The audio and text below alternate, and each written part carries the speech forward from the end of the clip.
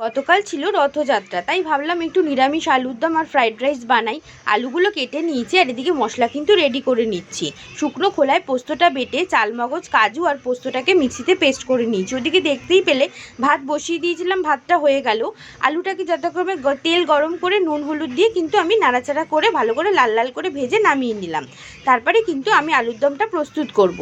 তোমরা এরকম আলুর দম আর ফ্রাইড রাইস খেতে কে কে ভালোবাসো আমাকে কিন্তু অবশ্যই কমেন্টে জানিও।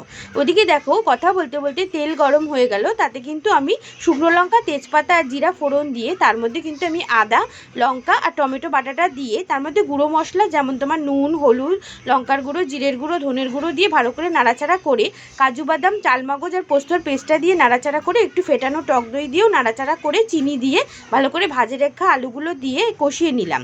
যতক্ষণ না তেল ছাড়লো ততক্ষণ আলুটাকে ভালো করে কষালাম। তারপর পরিমাণ মতো জল দিয়ে আলুটাকে ফুটতে দিয়ে দিলাম। ওদিকে আমার ভাতটাও হয়ে গেছে। আজ কালকের ভিডিওটা একটু বড় হয়েছে, জানি তোমরা দেখবে না, আজকাল বড় ভিডিও দেখতে কেউই পছন্দ করে না।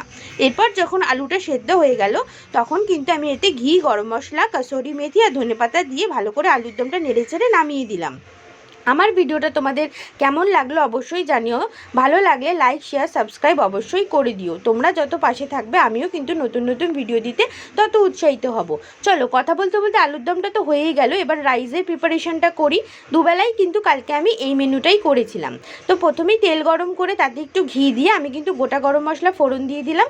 তারপরে কেটে রাখা সবজিগুলো, ধুয়ে রাখা ওগুলো দিয়ে ভালো করে নাড়াচাড়া করে কাজু বাদাম, কিশমিশ দিয়ে তাতে নুন, চিনি, গোলমরিচ দিয়ে আমি কিন্তু ভালো করে নাড়াচাড়া করে নিলাম।